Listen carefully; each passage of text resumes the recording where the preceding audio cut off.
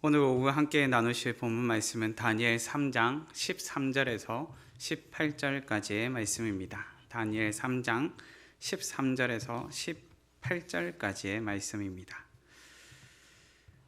제가 가진 성경으로는 구약성경 1236페이지에 있는데요. 한 절씩 교독하시겠습니다. 느부갓네살 왕이 노하고 분하여 사드락과 메삭과 아벳느고를 끌어오라 말하며 드디어 그 사람들을 왕의 앞으로 끌어온지라. 느부갓네살이 그들에게 물어 이르되 사드락 메삭 아벳느고야 너희가 내 신을 섬기지 아니하며 내가 세운 금 신상에게 절하지 아니한다 하니 사실이냐?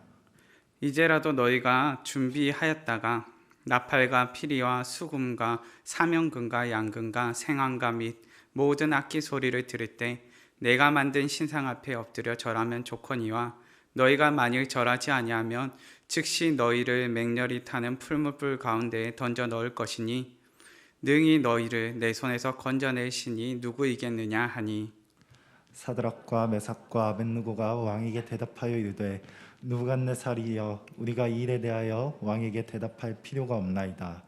왕이여 우리가 섬기는 하나님이 계시다면 우리를 맹렬히 타는 풀무불 가운데서 능히 건져내시겠고 왕의 손에서도 건져내시리이다.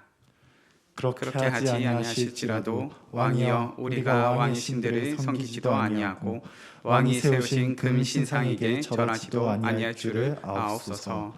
아멘.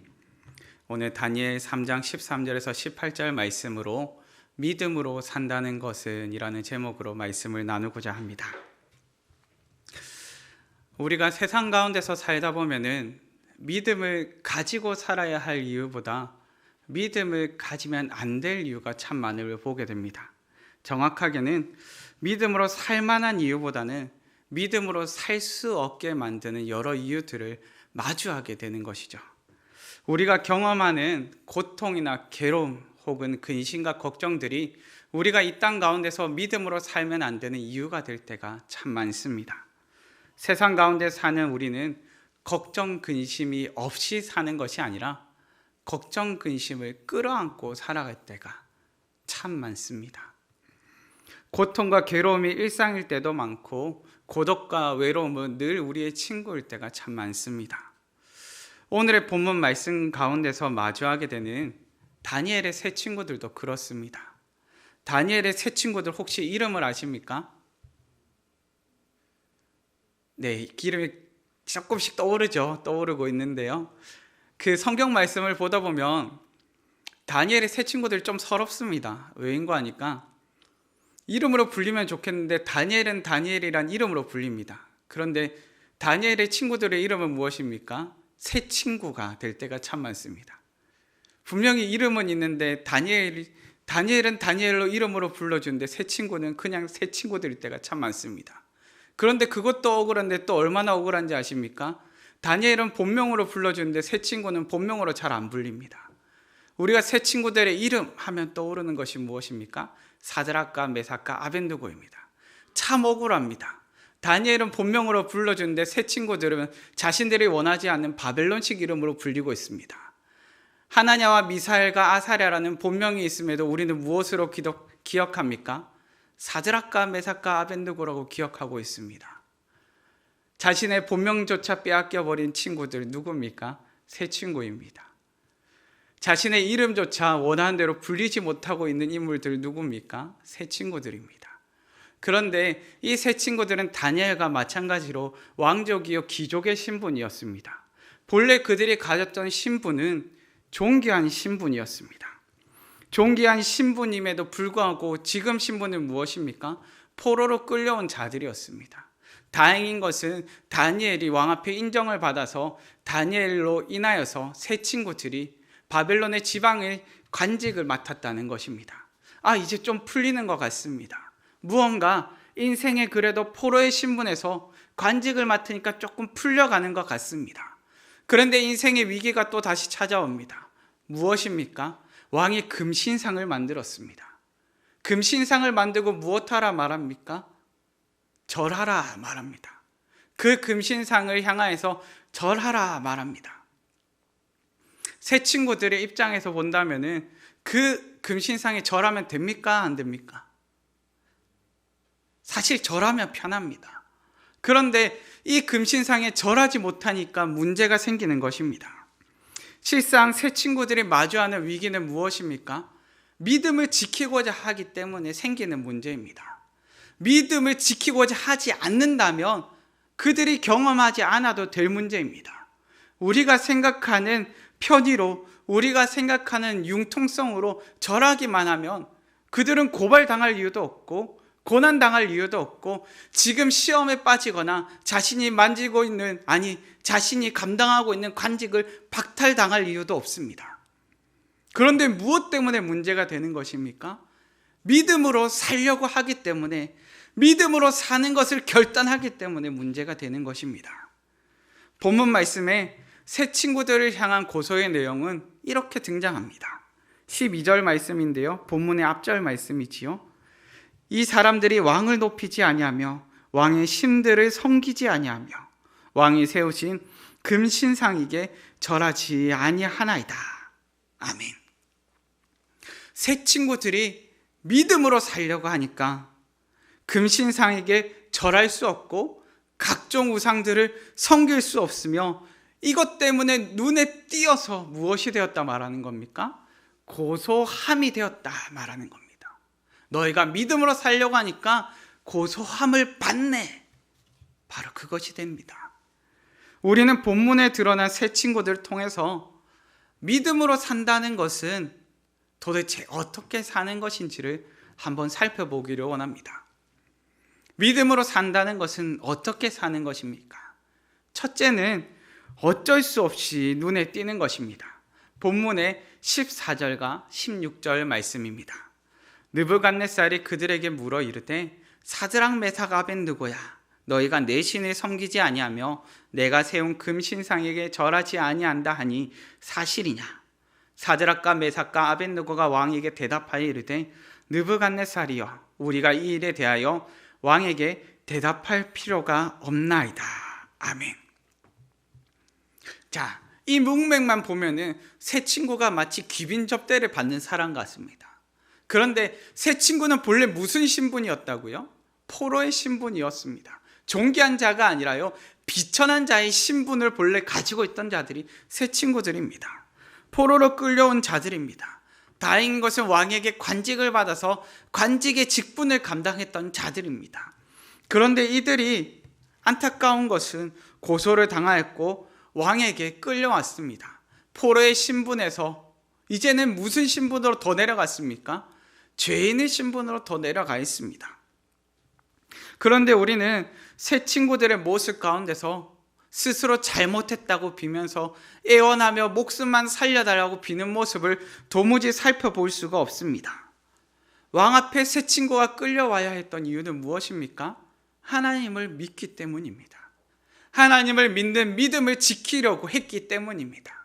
믿음을 지키려고 하다가 고소함을 당하였고 믿음을 지키려고 하다가 죄인의 신분이 되었습니다.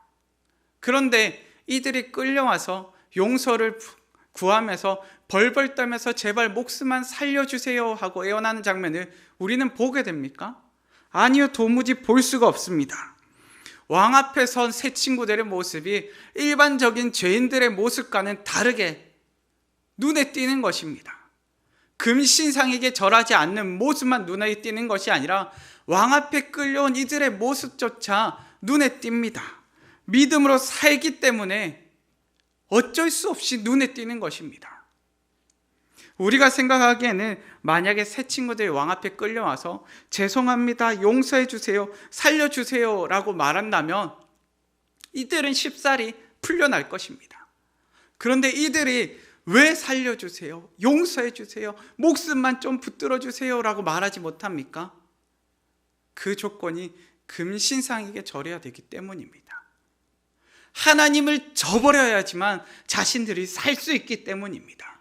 하나님을 향한 믿음을 저버려야지만 자신들이 살 수 있기 때문에 이들은 왕 앞에 나아가서 절하지도, 왕 앞에 나아가서 살려달라고 애원하지도 않는 것입니다. 우리는 직장 생활 가운데서 관계의 어려움을 경험할 때가 있습니다. 동기들 간의 관계의 어려움이라면 그래도 조금 낫습니다. 그런데 직장 상사와 관계의 어려움을 경험할 때는 어떻습니까?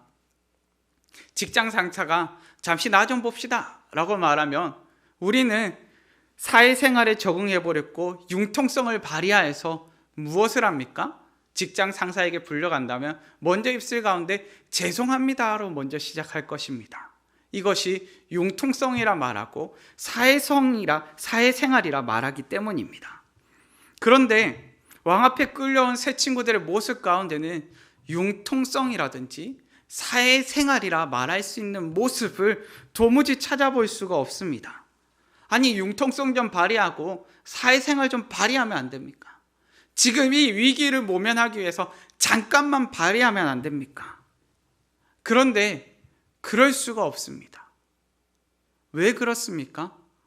도무지 양보할 수 없는 것을 건드렸기 때문입니다. 그것이 바로 믿음입니다. 도무지 양보할 수 없는 것, 새 친구들에게 있어서는 차마 양보할 수 없는 것 무엇입니까? 하나님을 믿는 믿음입니다. 하나님을 믿는 믿음 때문에 그들은 왕 앞에 나아가서 차마 죄송합니다 라고 말을 할 수가 없는 것입니다. 믿음 때문에 그들은 눈에 띄고 믿음 때문에 어쩔 수 없이 눈에 띌 수밖에 없는 것입니다. 누군들 죄인이라고 고소함을 받으며 끌려갔는데 변명이나 선처를 해달라고 읍소하지 않고 싶겠습니까? 새 친구들은 그저 왕 앞에 무엇이라 말합니까? 우리가 이 일에 대하여 왕에게 대답할 필요가 없나이다. 우리가 하나님을 믿는 믿음으로 살기에 잘못한 것이 없어 왕께 말씀드릴 것이 없습니다 라고 말을 하는 것입니다. 이전에 제가 사역하였던 교회들 중에 한 장로님이 계셨습니다. 이 장로님이 은퇴를 하시고 난 다음에 공인중개사 자격증 시험을 준비하셔서요, 공인중개사 자격증을 따시고 또한 공인중개사로서 사무실을 여시고 일을 시작하게 되셨습니다. 그러다 보니까 처음 하는 일이다 보니까 조언이 필요해서 공인중개사로서 이미 사무실을 열고 활동하고 있는 지인분을 모셔와서 조언을 구했다고 합니다. 그런데 그분이 오셔서 사무실도 둘러보시고 조언을 해주셨는데 이 장로님이 차마 그 조언을 따를 수 없더라라고 말을 합니다.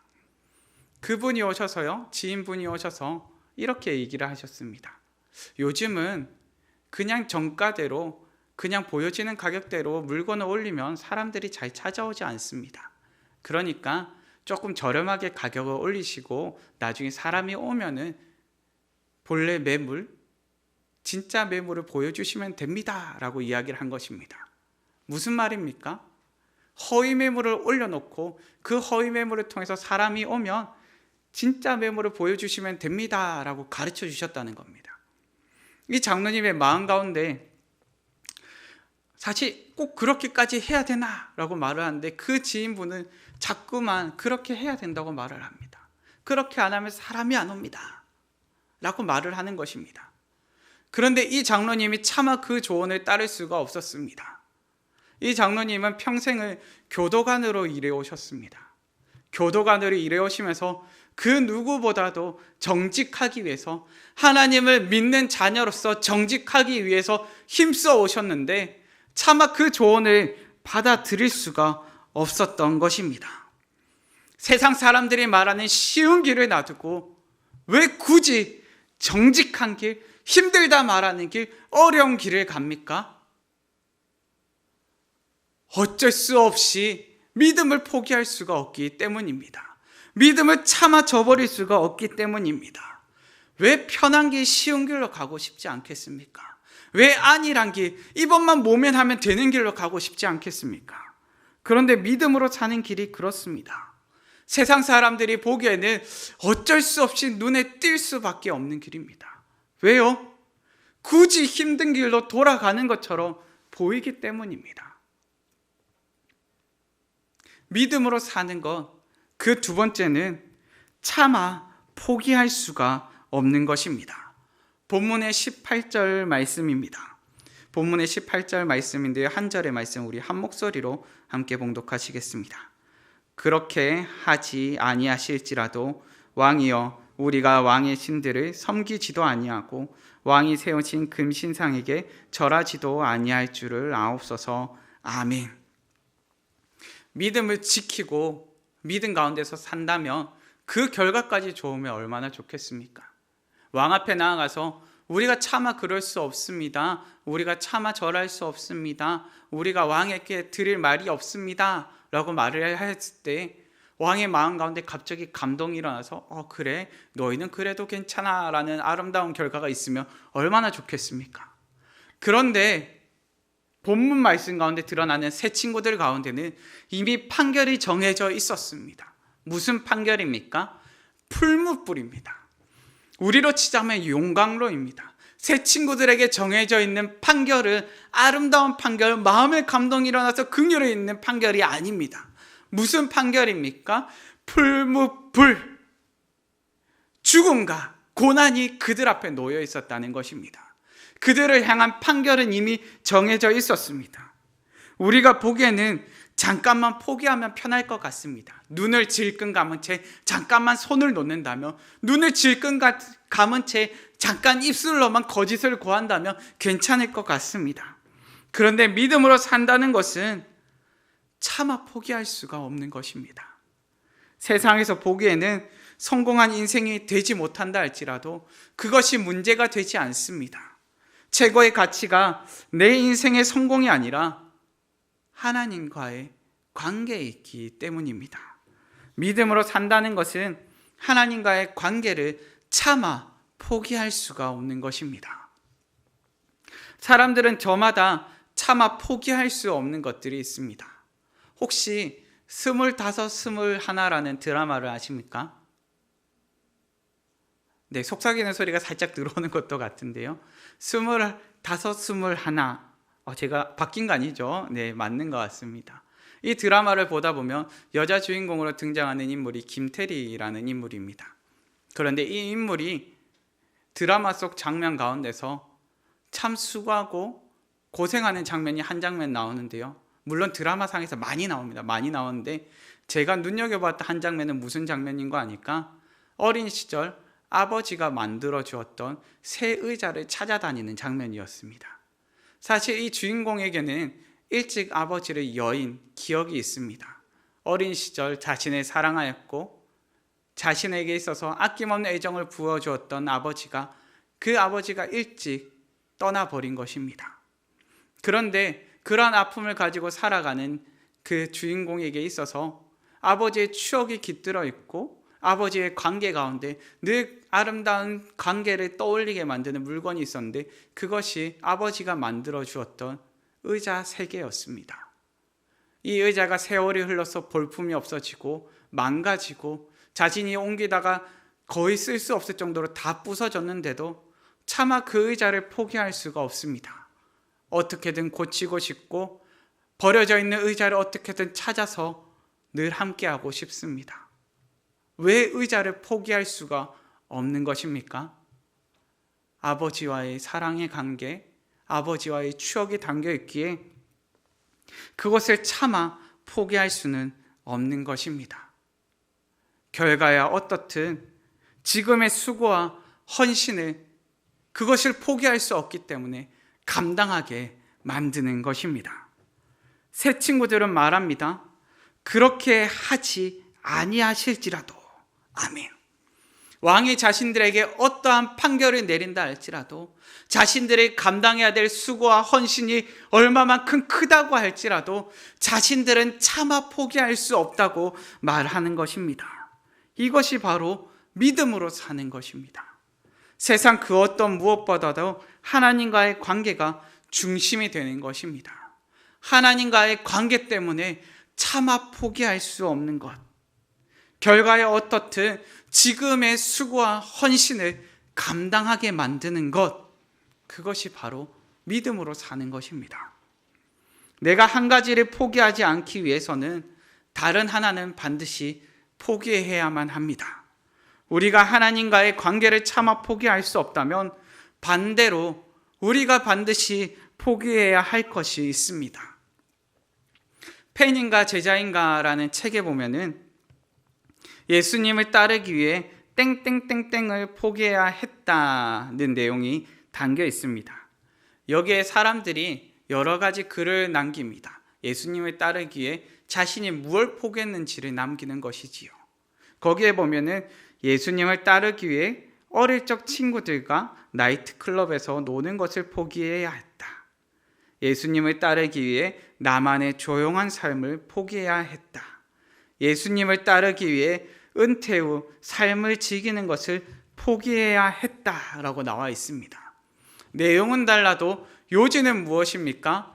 예수님을 따르기 위해 나의 안위를 포기해야 했다는 것입니다. 내가 예수님을 따라 살기 위해 주님 앞에서 나의 안위는 포기했다는 것입니다. 주님께서는 차마 포기하지 않으시는 주님의 손길을 우리 가운데 경험케 하십니다.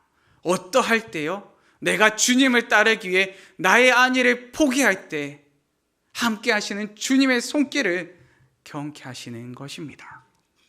그렇게 믿음으로 사는 것, 셋째는 함께 하심을 경험하는 것입니다. 본문의 15절과 17절 말씀입니다.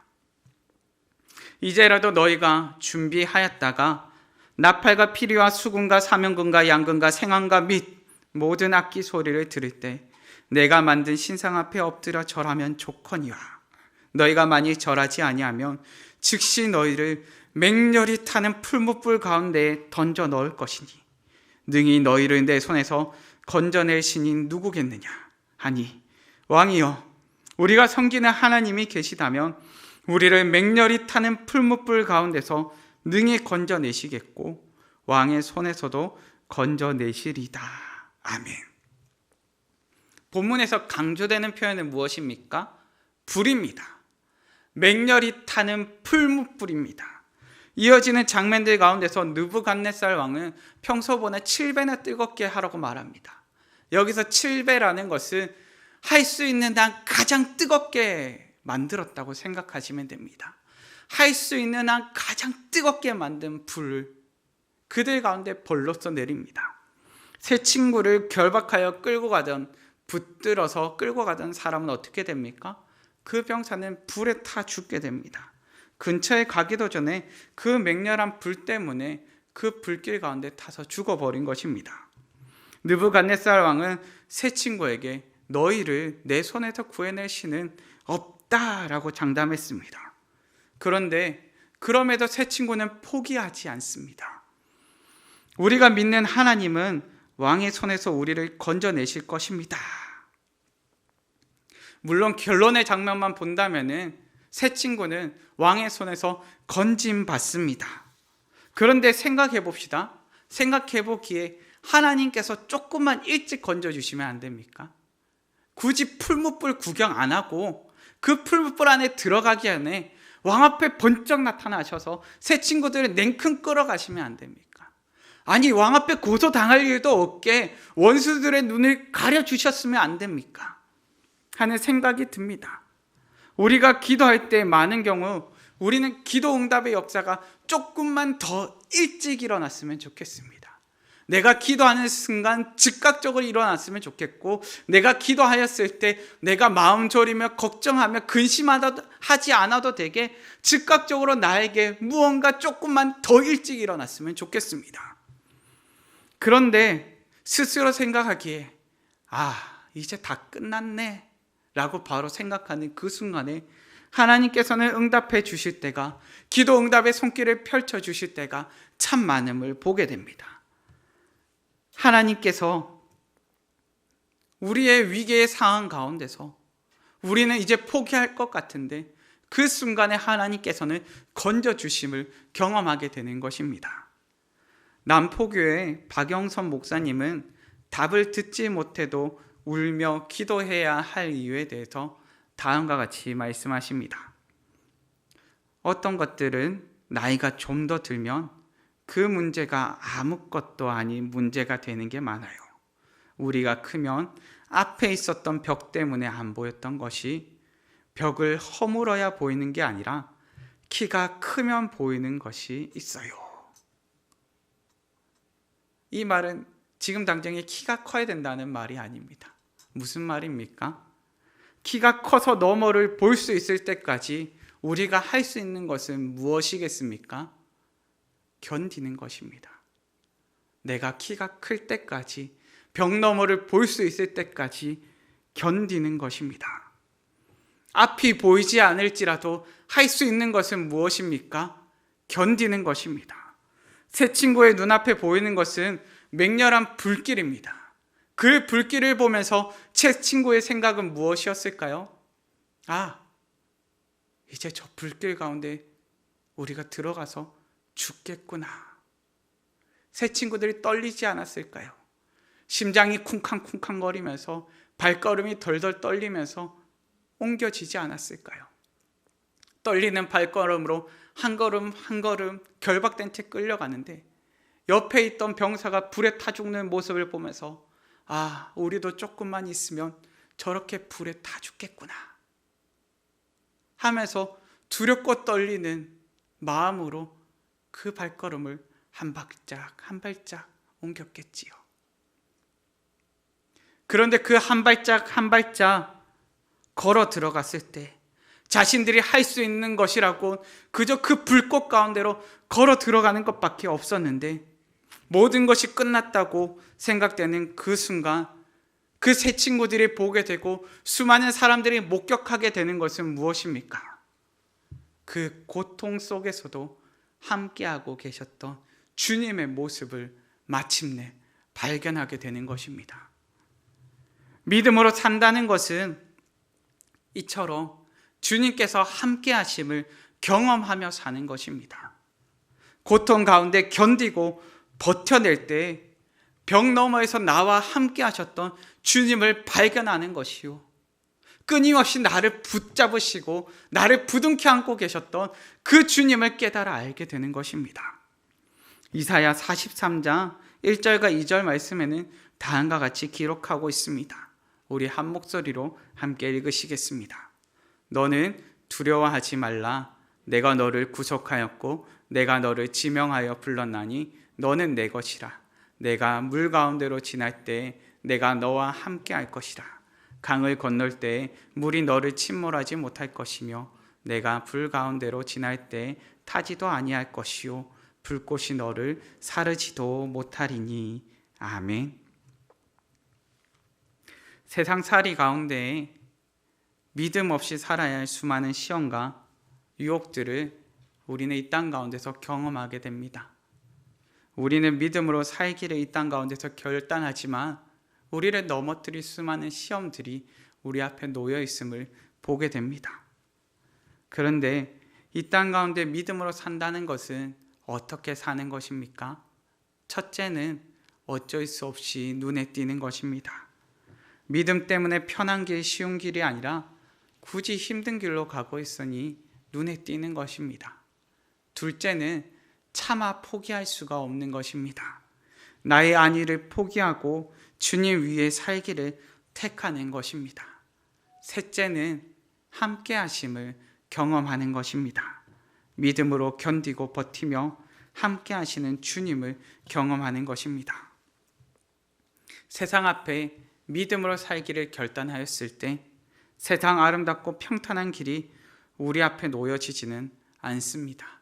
어쩌면 힘들고 어려운 길이 우리 앞에 놓여져 있을 수 있습니다.